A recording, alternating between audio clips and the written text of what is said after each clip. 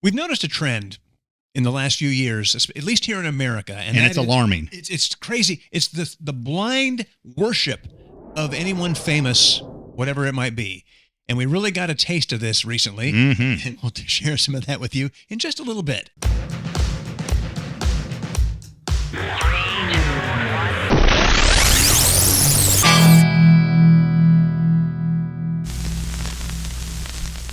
Well, let's start with just a friendly word out to all of our fellow nerds. May the 4th be with you. Star Wars Day. Seems like yesterday that I begged my parents to take me, and it was the second time around they took me. They didn't take me the first time because all the word had got out. And my sister cried the entire movie. She was a baby, and my mom missed it and still hasn't seen it to this day. She stood in the back with her trying to keep her quiet. Yeah, revealing that we're ancient, but yes, we saw Star Wars in theaters way back when. I have a very vivid memory. Begged my mom, you got to take me to see this movie when it opens. We got to go. And she, to her credit, did it. We stood in a crazy long line to get into a little 2-screen theater, and I loved it. I fell in love with the Star Wars world, and then we walked out, we walked over to the store, and she bought me a Luke Skywalker action figure, and that was one heck of a day. And so, happy Star Wars Day. And again, a little-known fact that everybody seems to gloss over with the first movie, A New Hope, the fourth one in the storyline. That one, true story. I think that's accurate. Everything else, it kind of got a little weird. Yeah, but it really went off the rails. Yeah. I think people gloss over the fact that between Phantom Menace and Attack of the Clones, Jar Jar Binks got elected to the Senate. Well, that doesn't shock me, believe it or not. Looking at the politics of today, anything can happen in politics. There was some kind of time-bending thing where they ended up in 2022 or 2023 in there.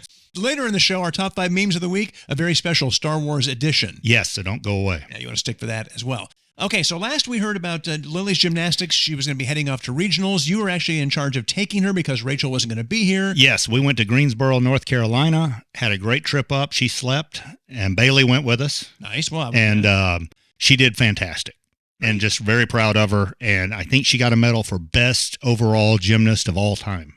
I don't remember the exact, but she did. Maybe off just a little bit. Yeah, she did place, and all the kids there were very impressive. And the fact, I told her before we went in, and I was trying to be motivational and be a good dad.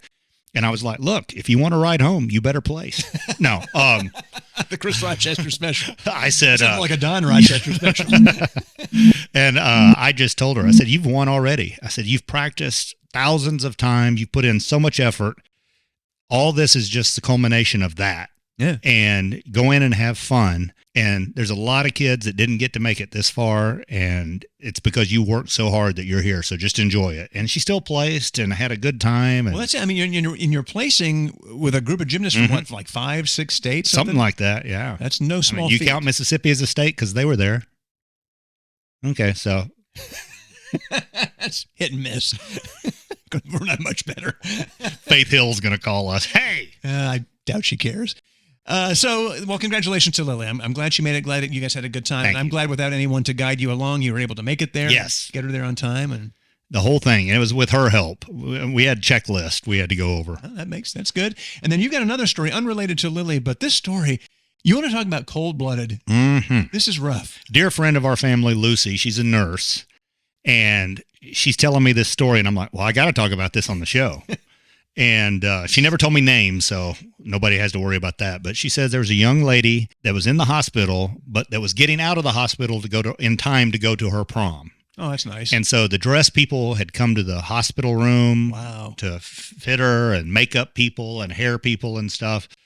And then she was very excited about it, and she said she came in and did her rounds and saw her, and she was excited, and somebody was in there helping her with prom stuff. And then the next time she did her rounds, the girl's crying by herself in the room. Oh, no. And she's like, what's wrong?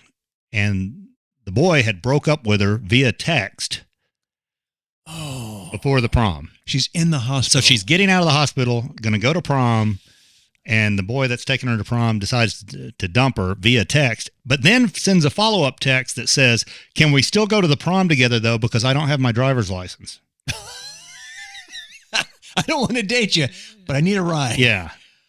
Wow. So there's so many angles to take on this. As a dad, I was just thinking about, wow, this boy has not been taught how you treat somebody. Seriously. But also, there's so many red flags about all of this. And I didn't know where to go with it from there. Because as a dad of 2 daughters myself, I think about that and of a son. And I think what I would tell my son if he invited me into that conversation at all would be, hey, look, you've made it this far. She's in the hospital. You want to go to the prom anyway, just go to the prom. Let her have a great night. You have a great night. Have fun. Do it for her. Be unselfish. Well, you're kids, and there'll be plenty of other opportunities. And then afterwards, you can, do whatever you need to do. But don't ruin this, because I think especially for girls, maybe I'm wrong, those nights are so special. That is a big deal. And you will be a forever memory to this young lady, and it won't be a good one. Nope. And look, I know this may shock you. I'm no angel. What? And I've made some mistakes. Breaking news, folks. You heard it here. But I certainly, it would not make me feel good to know that I was going to be a part of someone's bad memories for the rest of their life. Because that's a story she'll tell for the rest of her life. Yep. But on the plus side, if you're her husband and you keep it between the ditches, you're in pretty good shape, because no matter what, at least you didn't dump her the night before her prom when she was in the hospital. Yeah. So you got a good, there's a lot of ways to look at it. You're right. The story has so many angles. How come every time we have a fight, honey, you watch prom night? Oh, just no reason. No reason. Just, do you remember your prom? Oh, that guy was so bad compared to me. That is crazy. I don't have any cool stories like that, except the people who dealing with digital coupons at the grocery are nuts. Okay. Something we've noticed. I don't use coupons. I really never have. I'm starting to get I'm enjoying it. Yeah, I'm not against it. I'm just too lazy to do it. But I do love that now in this day and age, we have digital coupons, which I'm much more likely to use than trying to go dig up some piece of paper and clip out stuff. But here's what we've noticed. We do the majority of our shopping at Kroger, because that's what's convenient and near us. People come in there, and almost every time now I see it in line, somebody will say, hey, no, that was supposed to be whatever the price was. And the cashier will tell them, well, no, that's the price with the digital coupon. And the person's like, well, I want that price. And then the cashier will go, well, did you clip the digital coupon? The person will say, no, I don't do that. And then they're like, well, you don't get the price. And then they pitch a fit, and then they end up getting the price anyway, which I think is a terrible way to do business. It's like, we're going to tell people you have to do this to get this discount, but just give it to them anyway. See, if they would just do my idea, Kroger, all grocery stores, listen up, because, I complain a lot. I'm always behind somebody that wants to do 2 transactions, or they want to argue over a 10-cent coupon. Right. Yeah. Well, this expired 3 years ago, and it's for toilet paper, and this is a Campbell soup. I want that coupon to trap doors. Ooh. If that way the person at the register can just hit the button, person in the buggy go down, sort it out somewhere else, let the next person in line up. I like that a lot. Yeah. The grocery store has become a real arena for crazies. Everywhere. It's airplanes, grocery stores, people. It's almost like the Bird Box thing where people just suddenly just snap into a craziness. Yeah. I don't understand. I guess what my message would be, if you want to save money and you want to get that digital coupon price, take the few seconds it takes to do the stupid thing and do it right. It's much like the headlines online now. People don't want to read the article. They just want to comment, get angry or fired up over the headline. It's like, I want the coupon price, but I don't want to do the work to get the coupon. Yeah, it's crazy. But one more quick positive note about a grocery experience. We picked up a few cans, and they're big cans, of a new product, Simply Lemonade, which I love Simply Lemonade. It's a delicious lemonade. They are now making a spiked lemonade. Ooh, okay. They have a regular lemonade, a strawberry lemonade, and a blueberry lemonade. I've tried the regular and the strawberry, and I must say, dangerously delicious. Okay. I'm not a big on the seltzer thing or whatever. Yeah. You're not a 21-year-old girl. I was going to say, I'm not a child. And the taste of them is not very good. This tastes like delicious Simply Lemonade, and then it's got a little thing to it. I throw in a little vodka because I'm a grown man whose liver just can't. Yeah. If I throw a Simply Lemonade and I tell my liver it's spiked, my liver is going to be very disappointed when it gets down there and goes, well, there's barely anything in here. Yeah, I don't notice anything. But super big thumbs up. If you're into that kind of drink, it is really, really tasty. Good to know. And the big cans, honestly, it's huge. It's like, now it's 330 calories a can, but it's a big can. Gotcha. So just be aware. What are we watching right now? All the old stuff that we always talk about. Succession, still, 4 or 5 episodes left, and you're just like, man, how's it going to end? It is so intriguing to watch. It's a great show. And I just read an article with us being in media and formerly in radio and just talking about stuff. I read an article just saying anyone in entertainment really enjoys Succession because that's how it is.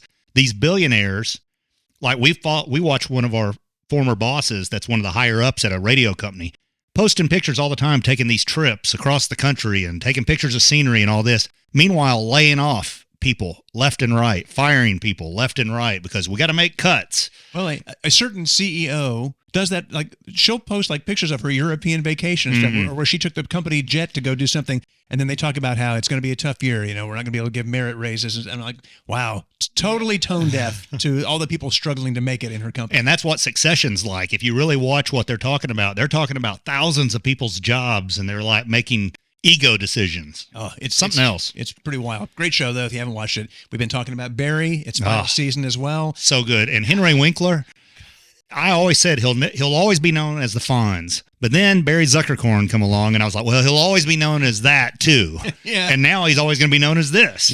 He's so good in this show, and it's like he always has a line somewhere that just gets me.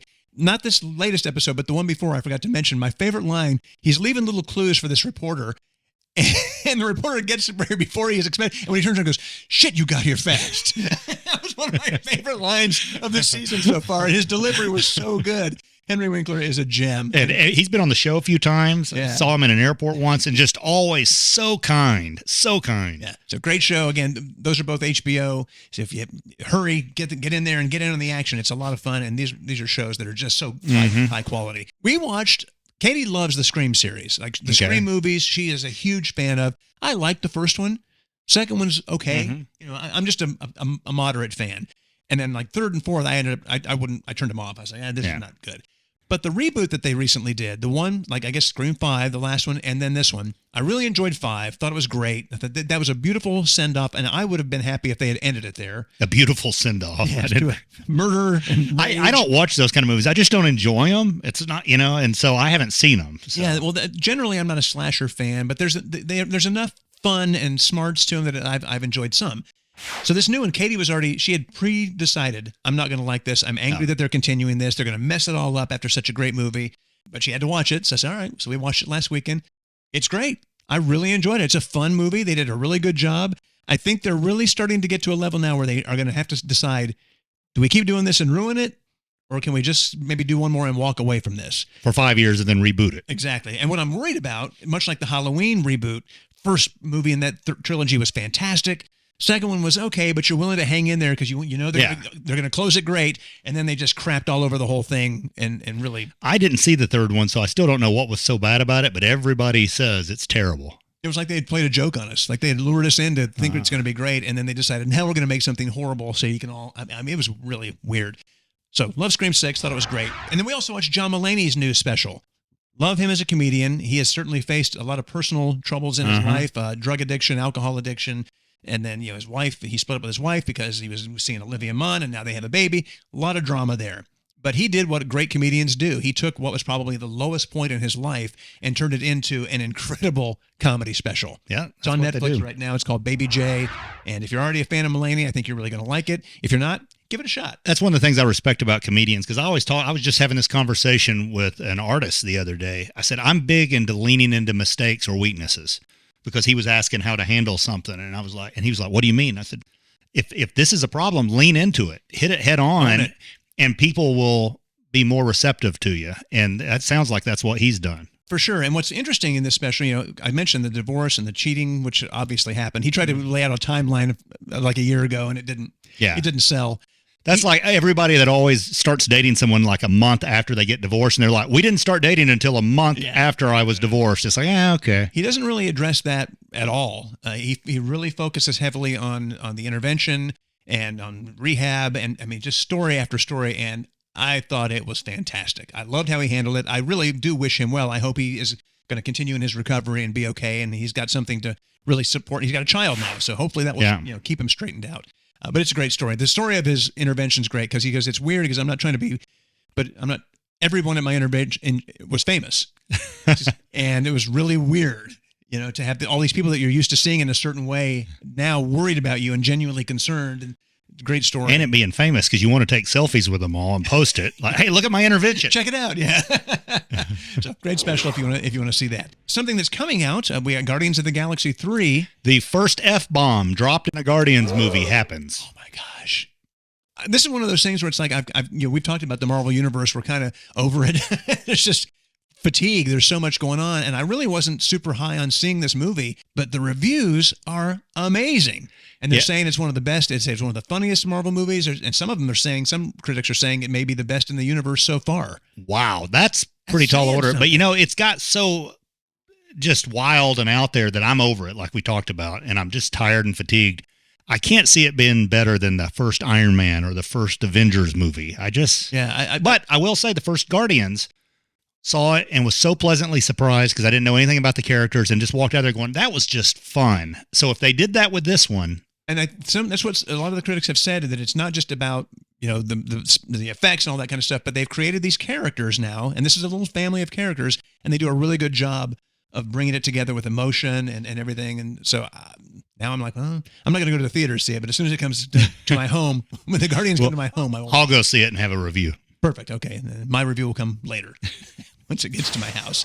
Cinco de Mayo weekend. Once again, a great example of America taking something that's really nothing and turning it into something totally different for our own purposes of drinking tequila. Now, remember a couple of years ago, we had Kane, the wrestler Kane, and because he's the mayor of Knoxville. Yeah. And we did Cinco de Mayo and put him in a dunking booth and to raise money for charity. And that was a lot of fun. Now, Cinco de Mayo, I don't even know what it's about. I just know everybody celebrates it every year. Well, a lot of people mistakenly think it's Mexican Independence Day. It is not at all. It's a day that they marked on their calendar to celebrate a victory, but it's not like it's not a huge thing in Mexico. Yeah. They don't really it's there on the calendar, but it's not something, again, we as Americans are going, hey, this would be a great excuse to eat tacos and drink margaritas. So we've taken it over. Any excuse, we don't need an excuse to eat tacos and drink margaritas. Right? Let's just make it happen. Just do it. So very quickly, obviously there are a million drink recipes, and depending on what you like, if you're going to do something for Cinco de Mayo, you got your margaritas, you got your micheladas, you got all this other stuff. But I'm going to give you a very simple, quick recipe for a food. Not a taco, not a burrito, something a little out. It's great for brunch. We do it at our house once or twice a month, usually on Sundays for brunch. Okay. Katie makes it. She learned to make it while living in Mexico.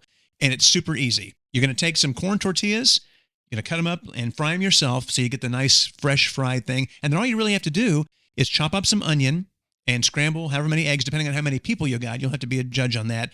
And buy some cans of El Pato tomato sauce. And then you'll need some Cotija cheese. Fry up the things, then you do the eggs, you mix the onions and everything together into one big skillet where the sauce is all on it. And really, that's the simplest version of it. Now, there are some people who add beans and chicken to it, and you can do that. But I love it just like this. What number would that be on the menu at Chipotle? You're not going to find this at Chipotle. I don't remember anything you just said. And I'm always, well, obviously, we'll put the recipe in the description too. But the great thing about this is it's such a simple flavor. It's only a few ingredients, and it's so good. Highly recommend. And we really like it. Modelo has a lime juice spiked beer. With one of those, it's a perfect flavor mix, and it's a good brunch. So thank you, Chef Tony. My recommendation for your Cinco de Mayo menu. Then whatever you do after that, go nuts. Shoot tequila for the rest of the day. I don't know what you're going to do. So now we're to the point in the show where we've learned something. And we're going to say a couple of names of Morgan Wallen, politicians, or whoever coming up. People will not get farther than this in the video, and they will put angry comments up. It's what we've seen. So we talked about the blind worship of famous people, and it could be an actor that you love, it could be a singer that you love, it could be a politician that you love. And I think this has been a thing for a long time. We love famous people. And then you get all these people who claim I don't care about them. Yeah, and yet you comment on things on social media, you follow what they do on. You care. I talked about a neighbor growing up when we first moved out to California, and we started meeting all the celebrities and everything. And every time I'd come home, he would set me down and quiz me. And he'd be like, is so-and-so a jerk? And I'd be like, yep. And he'd like, I knew it. Oh, what about so-and-so? And I'd be like, not very nice. And then it was somebody he loved. And he would, that's not true. Nope. And he would argue me. And I'd be like, well, you just asked me. Don't get mad at me. You asked me if the person's cool. And I told you no. And that people want to believe, they don't want to hear the bad about who they love. And I get that. It's tough. I mean, but I think the thing that so many people, especially these people who are prone to that level of fandom, or you're traveling around to see people over and over and stuff, you already have it in your head that this is Jesus Christ walking on water, whoever this might be. And no one's going to tell you anything bad. They couldn't possibly do anything negative, even though they're an absolute human being who makes mistakes all the time, like we all do. Yes. and it's so weird. We really noticed it after the show, talking about Morgan Wallen and the whole drama on canceling the show and everything. And again, we weren't knocking him, and we were saying there was no evidence. I was. I was knocking There him. was no evidence to support our theory, but we do find it odd that he didn't walk out on the stage and make the announcement. He didn't post a video of the announcement. Well, here's the evidence. 31 years in this industry. We've seen it all. And we've seen how people handle things when it's real. We've seen how people handle things when it's fake. As of this filming, what have they said to make this go away? What have they said? Everybody's going to get refunded. Nothing. He's gone. Zip. Hiding. And I talked to a record executive right after this, and he was telling me that he heard the same thing we had heard that we talked about in the previous episode, and said, yeah, and I trust him. And he's like, yeah, that's what happened. Because he goes, otherwise, why wouldn't he have posted during the day in front of a humidifier a video saying, I'm trying to get my throat right for tonight, just so you know if I'm not at my best? Or why wouldn't he have posted something since? Yes. Hey, there's been a lot of stuff flown around out there. Here's the truth. And the night of the concert, if you're going to let the openers play, which I think there were 3 of them, why not go to them, say, look, guys, y'all are all going to go back out on the stage. Morgan could have walked out and said, everybody, I'm sick. I'm so sorry, but since you're all going to get refunded, but these guys are going to play just like a Nashville honky tonk for the next 2 hours. They're going to do cover songs, and they're just going to have fun. You guys are in the world's biggest honky tonk tonight. You're getting a unique show that nobody else is going to get. They would have loved that. Yeah. They would have loved it and ate it up. And you're telling me out of all these top managers, none of them thought to do that. I just don't believe that. I believe they were in a situation where it's like, we got to get him out of here, and we're not addressing it again. And now, having said all that, what we found is, boy, those blind followers, how dare you? No, he would never do that. That's BS. You don't know this. And even if he did, George Jones did it, and people loved him. I know. I love how they would. He did it, and that was just fine. It's like, well, wait a second. That has nothing to do with it. What I find most interesting about that is if it was Taylor Swift who did that, somebody that, Morgan fans are not necessarily huge Taylor Swift fans. Not always, yeah. If that had happened, it would be like, oh, you don't treat fans like that. That person needs to be, they need to refund all their money and all this, and it's like, well, if it's not the person you aren't blindly following, then you don't feel that way about them. And then that's these people who love to pick and choose when it's okay to say the First Amendment's important. And they're like, let it go. And I'm like, if it was somebody else, you wouldn't be letting it go. You'd be all over them. And we see examples of it every day. And I think the thing that shocks me and scares me the most is these kinds of people will sit there and look you in the eye and say these things while, wearing a shirt. Like we saw this the other day. This guy's talking about how you should be more respectful and you have to be nice and all this kind of stuff. And he's wearing a shirt that says F, whoever it was. I can't remember. I think it was a politician. I'm like, dude, do you hear yourself? And do you see the shirt you're wearing? It's like they have no self-awareness at all. We got in an argument with a guy over one of these school shootings. And all we said, again, I'm not trying to take away anybody's guns. I just said we need to start figuring out a way to limit the assault rifles or something. And he was losing his mind, and he was like, freedom. That's the first step to taking our freedom away. But this is the same guy that was, angry at the Dixie Chicks and wanted us to never play the Dixie Chicks again because they said something against the president. And it's like, well, that's freedom of speech. Doesn't matter. You don't disrespect the office. So you can take away the rights on something you're not passionate about. But it's what I've generally found with these kinds of people is we're all about the First Amendment as long as your opinion is our opinion. Yes. But if you disagree with me, then you don't have that right. And that's when it's not okay. So it's just crazy to us. But, and that's the thing is I've found out about people that I loved, were fans that weren't great people, and it's disappointing. And then I found out some people that I wasn't crazy about are fantastic people. And I'm like, wow, okay. Yeah. Well, so at the end of the day, it doesn't matter if you're famous or not. Some people are great people, and some people are okay people, and some people are terrible people. And everybody talks about fake news and the fake media, and they talk about you do have to be careful and trust people in the know. And the reason why I say that is we knew an athlete years ago that was very famous, and on United Way spots talking about family is everything. And Tony was friends with a police officer that was in charge of going to that athlete's home every time he beat up his wife and diffusing the situation so that athlete didn't get in trouble. That kind of stuff happens. Yeah, a lot. So, be a fan, but don't be blind. Just know they're human. Yeah, absolutely. I can't wait to see the comments that come from. I bet from the first 60 seconds of what we just talked about, and people don't watch the rest. And what I love is, and do a shot every time someone says, nobody cares what you think. Yes. Oh, well, you'll be in the ER. Because I just usually respond back with, well, you cared enough to comment, and then they get mad. It's always fun to make it a little mad. It's a game for us, just FYI. I want you to be aware of that. Okay, that brings us down to our top 5 memes of the week, special edition for Star Wars Day. Simple. Star Wars making ponchos cool since 1977. Is every movie represented here? Wow. That's awesome. You don't even see Clint Eastwood in there. Yeah, right? This one might be my favorite, even though it's the dumbest one. So someone has made a handy guide if you get confused about the characters in Star Wars. Mando, lost his hando, doesn't like Sando, awesome bando, epic last stando, stole the plando, cool headbando.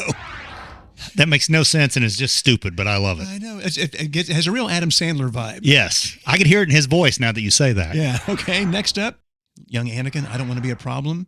I don't even remember Liam's name in that movie. I tried to brush that movie out of my mind. You won't be Annie. I said, well, turn out Anakin would, in fact, be a problem. What my friend thinks her baby looks like, what my friend's baby really looks like. That is so accurate. And I get, of course, babies. We love our babies, but sometimes you have to have the sense, you know what? I love my child, but I hope they grow out of this. Yeah. This is a tough stage. And our number 1 of the week is... I've seen Mark Hamill post this one. This is great. Handed the most dangerous weapon in the galaxy, immediately point at face. Happy Star Wars Day once again. May the 4th be with you. Thanks for watching. We appreciate it. Don't forget, in the description, we have a link to our Etsy store. Some great products in there. If you haven't had a chance to support us that way, we wish you would. Because, again, anything we make goes right into the account to upgrade the studio. And please share this and post it on all your social media and like all of our comments and everything. Yep. If you come back more than a couple times to the channel, we hope you'll subscribe. That would be great. We are approaching the 3,000 mark. We really appreciate your support. Hope you'll keep it coming. Thanks you very much. We'll see you next time.